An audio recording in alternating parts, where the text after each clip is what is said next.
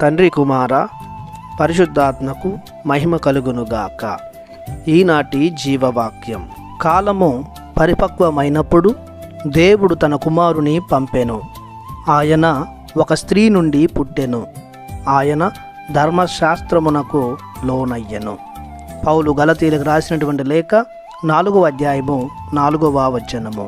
ప్రియ సహోదరి సహోదరులారా, దేవుని బిడ్డలారా, ప్రభువైన దేవుడు మిమ్ము తన జ్ఞానముతో భక్తి విశ్వాసములతో బలపరచునుగాక. కాలం పరిపక్వత చెందడం అనగా దేవుడు ఏర్పాటు చేసిన సమయం ఆసన్నమవడం అని అర్థం.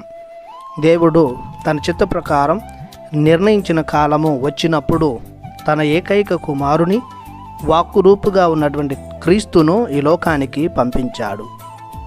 దేవుడు నిర్ణయించిన సమయంలో ఎన్నో సంఘటనలు చోటు చేసుకున్నాయి. వానిలో కొన్ని ఏమిటంటే, గొడ్రాలైన ఎలిజబెత్ అమ్మ గర్భం ధరించి బప్తిస్మ యోహానునికి జన్మనివ్వడం, ఆయన పెరిగి పెద్దవాడై రానున్న మెస్సయ్యను గూర్చి బోధిస్తూ మార్గమును సిద్ధపరుస్తూ ప్రజలను పశ్చాత్తాపం వైపు మరల్చడం, దానికంటే ముందుగా యేసు రాకడను గూర్చి ప్రవక్తల ద్వారా ప్రవచింపజేశాడు తండ్రి దేవుడు. ఈ లోకంలో క్రీస్తు ప్రభు జన్మించుటకు ఒక కన్యను పవిత్రురాలుగా ఏర్పాటు చేసుకున్నాడు. ఆమె దేవుని భయము భక్తిలో ఎదిగి దేవుని చిత్తం నెరవేర్చగల స్థితికి చేరుకుంది. అది సరి అయిన సమయమని భావించిన దేవుడు తన దూతను పంపించి ఆమెకు శుభవచనం అందించి క్రీస్తు జననాన్ని చాటి చెప్పారు. ఆమె పవిత్రాత్మ ద్వారా గర్భం ధరించి 9 మాసాలు మోసి బెత్లెహేము పురములో పశువుల పాకలో ప్రసవించింది.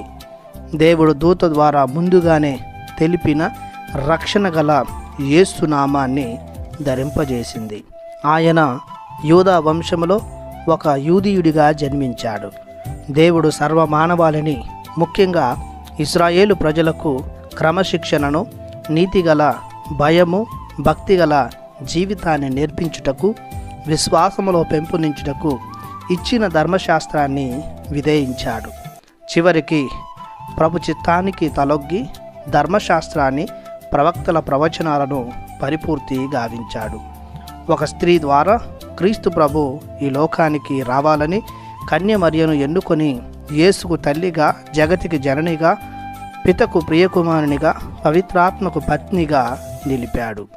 కావున ప్రియ దేవుని బిడ్డలారా, దేవుని ఆలోచనలను గ్రహించి నూతన సంవత్సరంలో అడుగుడిన మనం క్రొత్త ఆశయాలతో ప్రభుని ఆరాధిస్తూ పరిశుద్ధ మరియమాత వేడుదలను కోరుకుందాం. ప్రార్థించుదము.